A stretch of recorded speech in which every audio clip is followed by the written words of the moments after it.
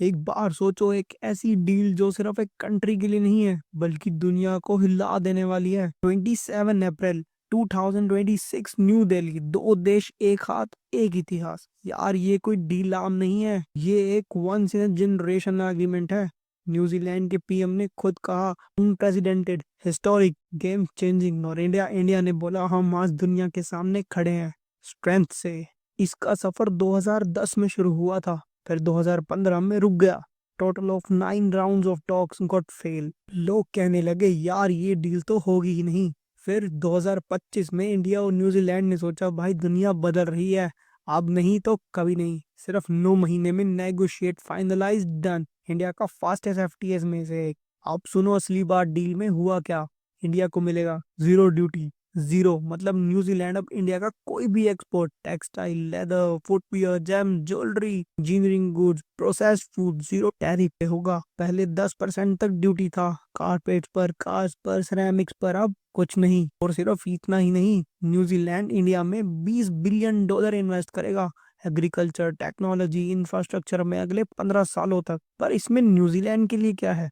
India का massive market, 1.4 billion लोग, wine, pharmaceutical, drugs, manuka honey, apples, kiwi fruit, reduce और zero traffic पर India पहुंचेगा। और 5,000 से ज्यादा इंडियन प्रोफेशनल यानी कि IT, health care, skilled workers को वीजाज मिलेंगे। 20,000 से ज्यादा इंडियन माइग्रेंट्स न्यूजीलैंड जा सकते हैं। It's a complete win win situation. ये डील भले ही इंडिया और न्यूजीलैंड के बीच है, पर इसका असर पूरी दुनिया पर पड़ेगा। लाइक चाइना, न्यूजीलैंड का सबसे बड़ा ट्रेडिंग पार्टनर चाइना था, लेकिन अब न्यूजीलैंड इंडिया की तरफ शिफ्ट हो रहा है। चाइना पर डिपेंडेंसी कम हो रही है। बीजिंग के लिए ये एक वार्निंग सिग्नल है। और अमेरिका, ट्रम्प ने टैरिफ वॉर से ग्लोबल ट्रेड को हिलाया। इंडिया इसीलिए नए मार्केट ढूंढ रहा है। न्यूजीलैंड परफेक्ट गेटवे बन गया। और यूएस देख रहा है कि हम अपना रास्ता खुद ढूंढ सकते हैं। ऑस्ट्रेलिया ऑस्ट्रेलिया का इंडिया से पहले ही एफटीए है।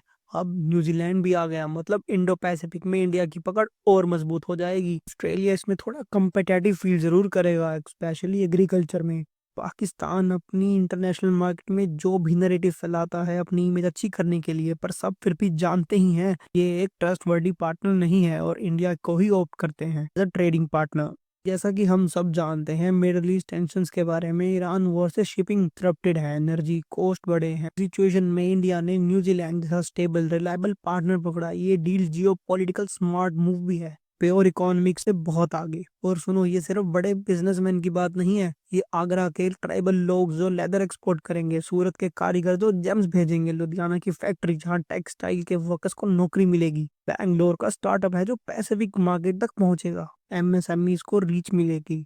पीएम मोदी ने कहा ये डील फार्मर्स के लिए है, यूथ के लिए है, वुमेन के लिए है, इनोवेटर्स के लिए है। यार ये डील सिर्फ पेपर पर साइन नहीं हुई, ये इंडिया का कॉन्फिडेंस है। 2010 में जो सपना देखा गया था 2015 में टूट भी गया, लेकिन 25 में फिर जागा और 26 में वो पूरा हुआ है। एक डील, दो देश, एक विजन। इंडो पैसिफिक का भविष्य है इंडिया के हाथ में। और ये वीडियो इन्फॉर्मेटिव लगा, लाइक करो, शेयर करो, कमेंट में बताओ इंडिया का नेक्स्ट बड़ा मूव क्या हो सकता है। हम हैं डी सॉवरन लेंस।